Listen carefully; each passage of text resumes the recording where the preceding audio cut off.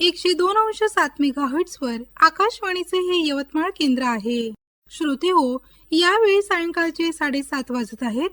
प्रसारित करीत आहोत शेतकरी बांधवांसाठीचा कार्यक्रम किसान वाणी.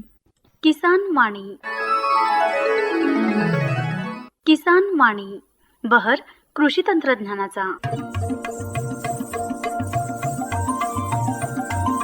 किसान वाणी, किसान वाणी, किसान वाणी, किसान वाणी. हिरव्या स्वप्नांची साधवाणी, प्रगत योगाची वेधवाणी, कृषी तंत्राची ही मंत्रवाणी.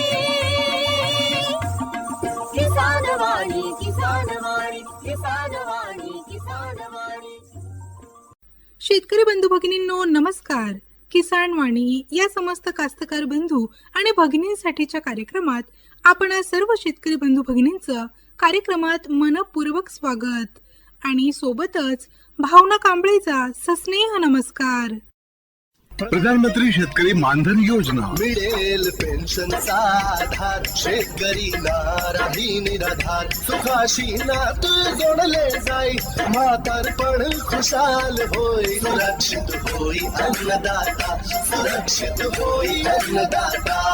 प्रधानमंत्री शेतकरी मानधन योजनेनं लघु आणि सीमांत शेतकऱ्यांचं भविष्य होईल सुरक्षित. आणि 60 वर्ष वयापासून 3,000 रुपयांची मासिक पेन्शन होईल सुनिश्चित. 55 रुपये ते 200 रुपयापर्यंत मासिक हप्ता देऊन प्रवेश करू शकतात 18 ते 40 वर्ष वयाचे शेतकरी. या अंशदायी योजनेत सरकार देईल बरोबरीचे योगदान. सर्व शेतकरी बंधू भगिनींनी या योजनेच्या लाभाकरिता जनसेवा केंद्रात जावे आणि आपले निशुल्क नोंदणीकरण करावे. प्रधानमंत्री शेतकरी मानधन योजना, अन्नदात्याच्या परिश्रमाचा आधार, पेन्शन त्याचं भविष्य सुरक्षित साकार. कृषी आणि शेतकरी कल्याण मंत्रालयातर्फे जनहितार्थ जारी. मंडळी, कार्यक्रमाला लगेचच सुरुवात करूयात आणि ऐकूयात एक महत्त्वाचं निवेदन. शेतकरी बंधूंनो, हॅलो कास्तकार हा फोन इन कार्यक्रम शनिवार आणि रविवार दिनांक 11 आणि 12 जुलै 2026 रोजी किसान वाणी या कार्यक्रमाअंतर्गत प्रसारित होईल. या कार्यक्रमात आपणही सहभागी होऊ शकता. आपण आपले शेतीविषयक प्रश्न व समस्या विचारा, त्याला तज्ज्ञ, शास्त्रज्ञ आणि अधिकारी उत्तरं देतील आणि त्याचं प्रसारणही केलं जाईल.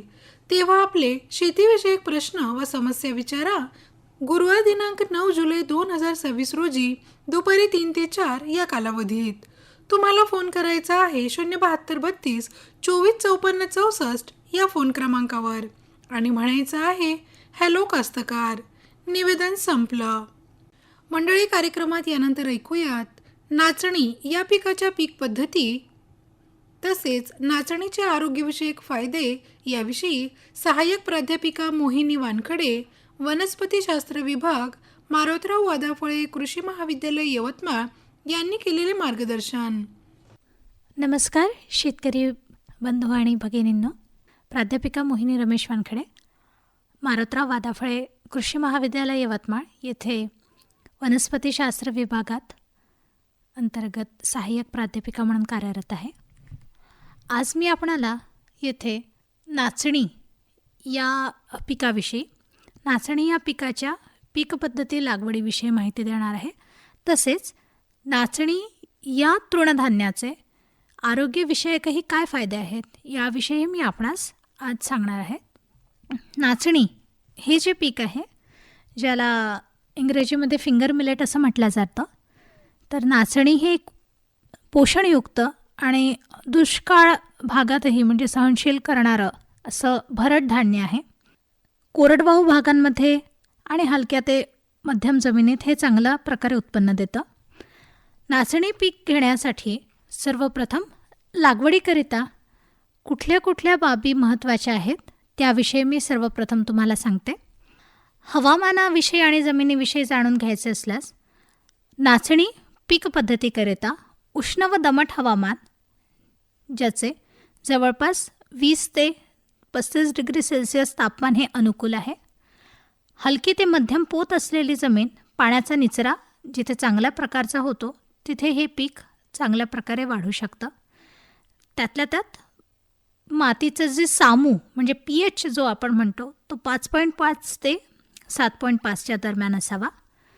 जमीन तयार करण्यासाठी 2-3 नांगरट करून जमीन ही भुसभुशीत करावी. शेणखत 5 ते 10 टन प्रति हेक्टरप्रमाणे त्यामध्ये मिसळावे आणि लागवडीपूर्व एकदा ते समतल करणे आवश्यक आहे. बियाणे 8 ते 10 किलो प्रति हेक्टर चांगले व रोगमुक्त बियाणे वापरावे. बियाणे पेरण्यापूर्वी 6 ते 8 तास किमान ते पाण्यात भिजवून सावलीत वाळवावे आणि जैवखते किंवा ट्रायकोडर्मासारख्या सूक्ष्मजैविक घटकांशी बियाणे प्रक्रियाही करावी. पेरणीकरिता वेळ जो खरीप हंगाम आहे त्यामध्ये जून ते जुलैच्या दरम्यान पेरणी करायची असते. ओळींमध्ये पेरणी ज्यामध्ये 30 सेंटीमीटर ओळीतील अंतर आणि 10 सेंटीमीटर रोपातील अंतर ठेवावे. पेरणीसाठी बिया हलक्या जमिनीत 2 ते 3 सेंटीमीटर खोलीवर पेराव्यात. खत व्यवस्थापनामध्ये बघायचे झाल्यास नाचणी पिकाकरिता शेणखत किंवा कंपोस्ट खत वापरणे लाभदायक ठरते. नायट्रोजन, फॉस्फरस आणि पोटॅश ह्यांसारख्या मूलद्रव्यांचे संतुलित प्रमाण येथे वापरावे. 40-20-20 NPK हेक्टरप्रमाणे प्रति हेक्टरप्रमाणे जवळपास यासाठी शिफारस केली जाते. सुरुवातीला बेसल खत द्यावे आणि नंतर 2 वेळा टॉप ड्रेसिंग पद्धतीने जे खत आहे ते या नाचणी पिकाकरिता देण्यात यावे. आंतरमशागत व तण नियंत्रणाकरिता पेरणीनंतर 20 ते 25 दिवसांनी आणि 40 ते 45 दिवसांनी निंदणी करावी. तणामुळे पोषण व पाणी मिळण्यात अडथळा निर्माण होत असतो, त्यामुळे वेळोवेळी या पिकांमध्ये इतर पिकं पद्धतीप्रमाणेच निंदणी करणे आवश्यक आहे. पाणी व्यवस्थापनाकरिता नाचणी जसं सुरुवातीला सांगितलं की कोरड्या भागात म्हणजे जिथे पाण्याची कमी उपलब्धता आहे तशाही ठिकाणी वाढते, परंतु सुरुवातीच्या अवस्थेस हलके सिंचन द्यावे. जमिनीत ओलावा राखण्यासाठी आंतरमशागत करावी. रोग आणि कीड व्यवस्थापनामध्ये त्याच्या नियंत्रणाकरिता पानांवर डाग किंवा करपारोग दिसल्यास जैविक किंवा सौम्य रसायनांचा वापर करावा. गोगलगाय व अळीपासून संरक्षण करण्यासाठी वेळेवर निरीक्षण करणं अति आवश्यक आहे. आता आपण वळूया कापणी या नाचणी पिकाकडे. कापणी फुलोऱ्यानंतर 90 ते जवळपास 110 दिवसांनी कापणी करायची असते. कापणीची अवस्था ओळखण्यासाठी शेंडे व दाणे पूर्ण भरलेले असावेत. कापलेले पीक उन्हात वाळवून नंतर त्यातून दाणे हे वेगळे करावेत.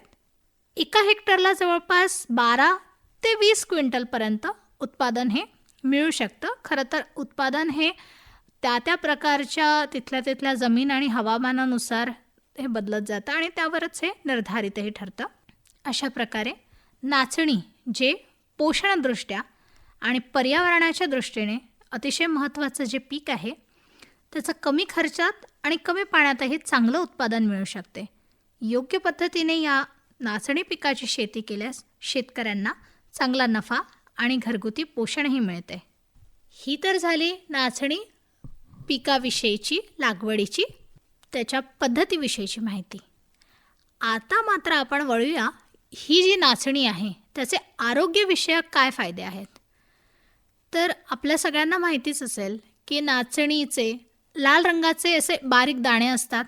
आजकाल आता बाजारांमध्ये जे आहे तर ते विविध स्वरूपात नाचणी सत्व म्हणा किंवा सगळे नाचणीचे जे दाणे आहेत तेही बाजारात आता अगदी मुबलक प्रमाणात आता उपलब्ध झालेले आहेत. कारण लोकांचा आता आरोग्यविषयक जो आहे तो दृष्टिकोन आता दिवसेंदिवस बदलत चाललेला आहे.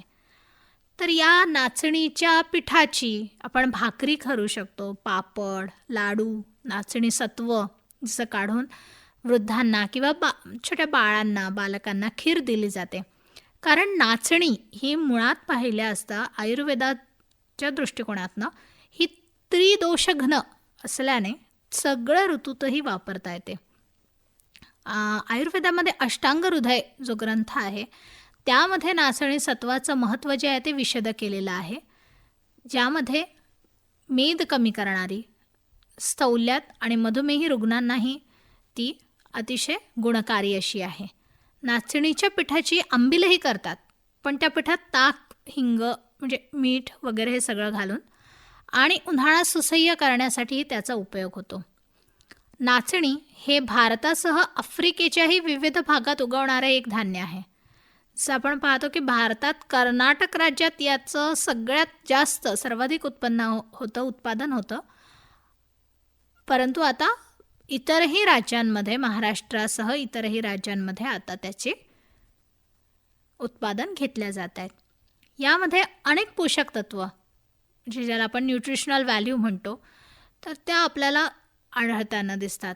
फायबर आहे, protein, potassium, phosphorus, sodium, zinc, लोह आणि मुबलक कॅल्शियम ही शरीराला आवश्यक असणारी जी सगळी पोषक तत्वे आहे ती रागी अर्थात नाचणीमधून शरीराला मिळतात. नाचणीचंच दुसरं नाव रागीसुद्धा आहे. हाडांच्या विकासाकरिता नाचणीचे फायदे जर पाहण्यात आले तर रागीचा म्हणजेच नाचणीचा हाडांच्या मजबूतीसाठी खूपच चांगला असा उपयोग होतो. वास्तविक रागीमध्ये असणारं जे कॅल्शियमचं प्रमाण आहे ते हाडांना अधिक मजबूती देते. एका शोधानुसार असं लक्षात आलेलं आहे की नाचणीमध्ये तांदळाच्या तुलनेत 30 पट जास्त कॅल्शियम असतं. त्यामुळे हाडांना आवश्यक असणारे कॅल्शियम हे नाचणीतून सहजपणे मिळते. हाडांचा विकास करण्यासाठी कॅल्शियम हे आवश्यक पोषक तत्व समजण्यात येतं. त्यामुळे हाडांना तुटण्यापासून संरक्षण देण्यासाठी आणि त्याचा विकास करण्यासाठी नाचणीचा फायदा होतो. यातील कॅल्शियममुळेच लहान मुलांना आणि अगदी गरोदर असणाऱ्या महिलांनाही नाचणीचं सत्व देण्यात येतं. कॅल्शियमची कमतरता असल्यास कॅल्शियमयुक्त डाएटमध्ये नाचणीचा समावेश करून घेणे हा उत्तम पर्याय आहे. तसेच वजन कमी करण्यासाठी सुद्धा ही नाचणी आहे ती उपयुक्त आहे. आता आजकाल वाढत्या वजनाची समस्या ही दिवसेंदिवस वाढतच चाललेली आहे.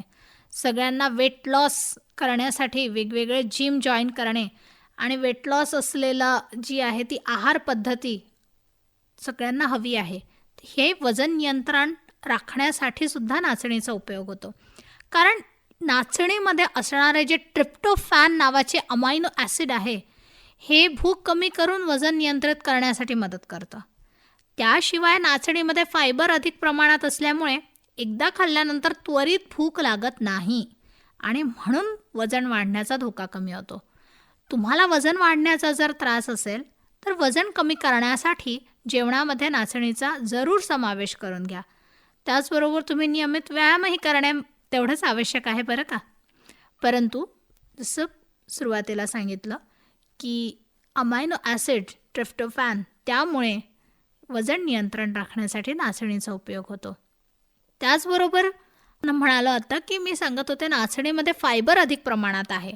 तर जास्त प्रमाणात फायबर जे आहे हाय फायबर कंटेंट असलेली नाचणी आहे. नाचणीमध्ये जास्त प्रमाणात फायबर आहे जे शरीरातील पचनक्रिया चांगली करण्यासाठी, अन्न पचवण्यासाठी खूप जास्त उपयोगी आहे. नाचणीत फायबरचे प्रमाण जास्त असल्याने पटकन भूक अशी लागत नाही आणि शरीरातील चरबीपासूनही त्यामुळे सुटका मिळते. शरीरातील कोलेस्ट्रॉलचं प्रमाणही ज्यामुळे कमी होतं. त्यामुळे जेवणात किमान एकतरी वेळ नाचणीच्या भाकरीचा समावेश करून घ्यावा, जेणेकरून तुम्ही तुमचे आरोग्य जे आहे ते अधिक चांगले ठेवू शकता. मधुमेह हा वाढत्या भारताच्या लोकसंख्येप्रमाणेच अतिशय वाढणारा जो रोग आहे, ज्याची टक्केवारी दिवसेंदिवस वाढतच चाललेली आहे, ते या मधुमेहावर सुद्धा नाचणी ही अत्यंत गुणकारी अशी समजल्या जाते. कारण बदलत्या लाईफस्टाईलमुळे आजकाल आपण बघतोय की अगदी लहान वयात देखील जवळपास मधुमेहामध्ये 2 प्रकार असतात, टाईप 1 आणि टाईप 2 डायबिटीसचे. तर टाईप 2 जो लहान वयामध्ये होणारा मधुमेह आहे तो अनेकांना सध्या झालेला दिसतोय. तर मधुमेहाची जर समस्या असेल तर त्यावर नाचणी हा उत्तम उपाय आहे. कारण यामधील अँटी डायबिटिक गुणांमुळे मधुमेह नियंत्रित राखण्यास मदत मिळते. आणि जसं पूर्वी सांगितलं की वाढलेलं वजनही त्यामुळे नियंत्रित होतं. नाचणी हा एक लो ग्लायसेमिक इंडेक्स असलेला खाद्यपदार्थ आहे, ज्यामधला ग्लायसेमिक इंडेक्स हा कमी आहे, जो रक्तातील ग्लुकोजची पातळी नियंत्रित करण्यासाठी उपयुक्त ठरतो. त्यामुळे नाचणी हे एक वरदानच ठरते. आणि ज्या व्यक्तींना मधुमेह झालेला आहे त्यांनी आपल्या जेवणात पोळीऐवजी नाचणीच्या भाकरीचा समावेश करून घ्यावा आणि काही दिवसातच त्यांना मधुमेहावरील त्याचा परिणाम नक्कीच दिसून येईल. तसेच सुरुवात करताना मी सांगितलं की आपण असं ओळखतो ना कुठले जसं तर ज्वारी म्हटलं आपण तर मोत्यांसारखे दिसणारे टपोऱ्या दाण्यांची. तसंच नाचणी जो आहे तो लोहाचा चांगला स्रोत आहे आणि म्हणूनच याचे नाचणीचे बारीक बारीक लाल रंगाचे जे दाणे आहेत ते ह्याच कारणाने, कारण त्यामध्ये आयर्न कंटेंट आहे. सो अनिमियावर सुद्धा अत्यंत अशी उपयोगी आहे नाचणी. नाचणी लोहाचा जो चांगला स्रोत आहे, तर ॲनेमिया आणि हिमोग्लोबिनची कमतरता ज्या रुग्णांमध्ये आढळल्या जाते त्या रुग्णांच्या आहारात नाचणीचा समावेश करून घेणे फायद्याचे ठरते. आणि हे एखाद्या घरगुती उपचाराप्रमाणेच आहे. नाचणी खाल्ल्याने शरीरात व्हिटॅमिन सीची कमतरताही जाणवत नाही आणि शरीरातील रक्तामध्ये लोहाचेही प्रमाण वाढते. तुम्ही नाश्त्यामध्ये नाचणीचेच म्हणजे रागीचा उपमा, रागी डोसा याचाही समावेश करून घेऊ शकता. जसं नाचणी आबालवृद्धांपर्यंत सगळ्यांच्या उपयोगी ठरते, तसेच आत्तापर्यंत आपण जे फायदे बघत आलेलो होतो त्यापैकी सर्वात महत्त्वाचा म्हणजे मेंदूसाठीही ती अतिशय फायदेशीर आहे, ब्रेन डेव्हलपमेंटसाठी. नाचणीचं सत्व अगदी लहान मुलांपासून ते म्हाताऱ्यांपर्यंत सर्वांनाच देण्यात येतं, कारण नाचणी अमायनो ॲसिड, अँटीऑक्सिडंट हे जे सगळे गुण आहे हे नैसर्गिक पद्धतीने शरीराला जे आराम देतात आणि मेंदूमध्ये होणाऱ्या ज्या चिंता, डोकेदुखी, अनिद्रा यांसारख्या ज्या काही समस्या आहे या समस्यांवर नाचणी अत्यंत उपयुक्त ठरते.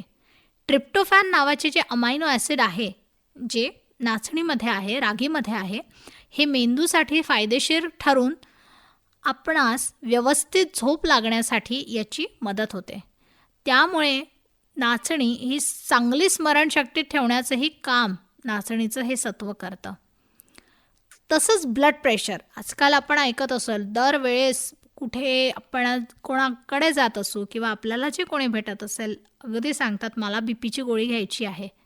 रक्तदाब नियंत्रित ठेवण्यासाठी सुद्धा नाचणी ही जी आहे हिचं जर तुम्ही नियमित सेवन करीत असाल तर या त्रासापासून सुद्धा तुम्ही दूर राहता आणि त्यामुळे त्यात जो स्ट्रोक येतो त्याचा धोकाही यामुळे टळतो. त्यामुळे आपल्या आहारात किमान आठवड्यातून समावेश करून घ्यावा. तर शेतकरी बंधू आणि भगिनींनो, ज्याप्रमाणे मिलेट या पीक पद्धतींपैकी आपण नाचणीचं जी पीक लागवड पद्धत आणि तिचे आरोग्याविषयी असलेले अनेक असे आपण फायदे बघितले, तर मला असं वाटतं की आपणही ह्या नाचणी पिकाचा आपल्या पीक पद्धतींमध्ये समावेश करण्यात यावा आणि जे कोणी श्रोतावर्ग आहेत ज्यांनी ह्याविषयी आता ऐकून घेतलं त्यांनीही आपल्या आहारात याचा जरूर समावेश करून घ्यावा आणि त्याचा लाभ घ्यावा. धन्यवाद. शेतकरी बंधू भगिनींनो, आताच आपण नाचणी या पिकाच्या पीक पद्धती तसेच नाचणीचे आरोग्यविषयक फायदे याविषयी सहाय्यक प्राध्यापिका मोहिनी वानखडे, वनस्पतीशास्त्र विभाग, मारोतराव वादाफळे कृषी महाविद्यालय यवतमाळ यांनी केलेले मार्गदर्शन ऐकलं. हर जोखिम से निकल कर फसल आए, सुरक्षित हो जाए, फसल बीमा से हर किसान अब आत्मनिर्भर हो जाए. संकट के समय प्रधानमंत्री फसल बीमा योजना किसानों के लिए वरदान है. अब सूखा पड़े या बाढ़ आ जाए कोई डर नहीं. अब ओले पड़े या कीट पतंगे फसल खा जाए कोई फिक्र नहीं, क्योंकि हमने लिया है प्रधानमंत्री फसल बीमा.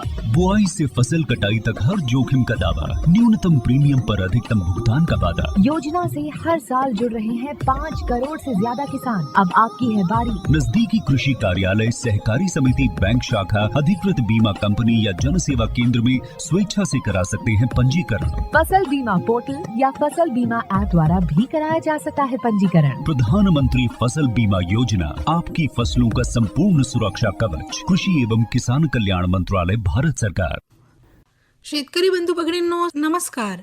मंडळी, कृषीवाणी या दैनंदिन सदरात आज आपण माहिती जाणून घेऊयात तूर पिकाचे लवकर आणि मध्यम लवकर परिपक्व होणारे सुधारित वाण याविषयी. ICPL 87 म्हणजेच प्रगती हे वाण शुष्क आणि अर्धशुष्क उष्णकटिबंधावर संशोधनासाठी आंतरराष्ट्रीय केंद्र हैदराबाद येथून 1986 मध्ये प्रसारित करण्यात आले आहे. हे वाण दुबार पिकास योग्य आहे. तसेच पहिल्या बहाराच्या शेंगा तोडून दुसरा बहार घेता येतो. या वाणाचे दाणे मध्यम टपोरे असून लाल रंगाचे आहे आणि 100 दाण्यांचे वजन 10 ग्रॅम आहे. AKT 8811 हे वाण कडधान्य संशोधन विभाग डॉक्टर पंजाबराव देशमुख कृषी विद्यापीठ अकोलाद्वारे प्रसारित करण्यात आले आहे. हे वाण 140 ते 150 दिवसात तयार होणारे आहे. तसेच मर रोगास मध्यम प्रतिबंधक आहे. BDN 708 हे वाण कृषी संशोधन केंद्र बदनापूर म्हणजेच वसंतराव नाईक मराठवाडा कृषी विद्यापीठ परभणी येथून प्रसारित झाले आहे. या वाणाच्या शेंगा गर्द लाल असून दाणे देखील चमकदार लाल रंगाचे आहेत आणि 100 दाण्यांचे वजन 10 ते 12 ग्रॅम आहे. हे वाण मर आणि वांज रोगास प्रतिबंधक आहे. फुले राजेश्वरी हे वाण कडधान्य सुधार प्रकल्प महात्मा फुले कृषी विद्यापीठ राहुरी येथून प्रसारित झाले आहे. हे वाण 140 ते 150 दिवसात तयार होत असून त्यापासून हेक्टरी सरासरी 22 क्विंटल उत्पादन मिळते. BDN 716 हे वाण कृषी संशोधन केंद्र बदनापूर येथून प्रसारित झाले आहे. हे मर आणि वांज या रोगास प्रतिबंधक आहे. तसेच पर्जन्यावर अवलंबून असणाऱ्या भागात ठराविक वेळेत पेरणीस योग्य आहे. गोदावरी हे वाण कृषी संशोधन केंद्र बदनापूर यांनी प्रसारित केले आहे. या वाणाचे फुले मळकट पांढरे असून दाण्याचा रंग सुद्धा पांढरा आहे. या वाणाचा परिपक्वतेचा कालावधी 160 ते 165 दिवस असून हेक्टरी सरासरी 19 ते 24 क्विंटल उत्पादन मिळते.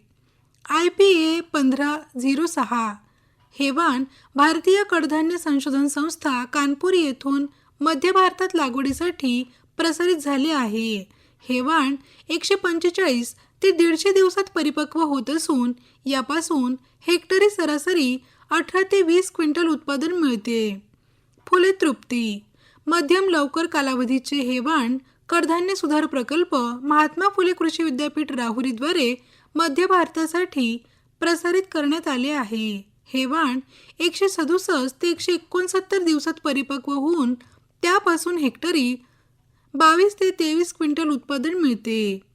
रेणुका हे वाण कृषी संशोधन केंद्र बदनापूर येथून मध्य भारतासाठी प्रसारित झाले आहे.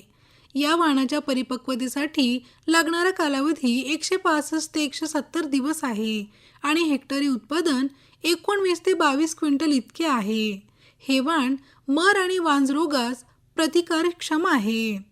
तर शेतकरी बंधू भगिनींनो, अशा प्रकारे आताच आपण तूर पिकाचे लवकर आणि मध्यम लवकर परिपक्व होणारे सुधारित वाण याविषयी डॉक्टर पंजाबराव देशमुख कृषी विद्यापीठ अकोला यांच्याकडून प्राप्त माहिती ऐकलीत. मंडळी, कार्यक्रमात यानंतर ऐकूयात हवामान वृत्त आणि हवामानाचा अंदाज. गेल्या 24 तासातील पर्जन्यमान. कोकण, गोवा, मध्य महाराष्ट्रात आणि विदर्भात काही ठिकाणी जोरदार तर तुरळक ठिकाणी खूप जोरदार पाऊस पडला. मराठवाड्यात तुरळक ठिकाणी पाऊस पडला. पुढील हवामानाचा अंदाज याप्रमाणे. कोकणामध्ये बहुतांश ठिकाणी, मध्य महाराष्ट्र आणि विदर्भात बऱ्याच ठिकाणी तर मराठवाड्यात काही ठिकाणी पाऊस पडण्याची शक्यता. कोकणामध्ये तुरळक ठिकाणी जोरदार ते खूप जोरदार आणि मध्य महाराष्ट्रामध्ये अतिवृष्टी होण्याची शक्यता. तसेच विदर्भामध्ये जोरदार पाऊस पडण्याची शक्यता. कोकणामध्ये किनारपट्टीवर सोसाट्याचा वारा वाहण्याची शक्यता हवामान विभागाने वर्तवली आहे. शेतकरी बंधू भगिनींनो, हा होता हवामानाचा अंदाज आणि हा अंदाज आपणास प्राप्त झाला होता भारतीय हवामानशास्त्र विभाग पुणे यांच्याकडनं. आणि मंडळी, आता वेळ झाली आहे कार्यक्रमाची सांगता करण्याची. भेट तर आहेच पुढील कार्यक्रमात. तोपर्यंत भावना कांबळेला अनुमती द्या. नमस्कार. माहितीचा वावर किसान वाणी.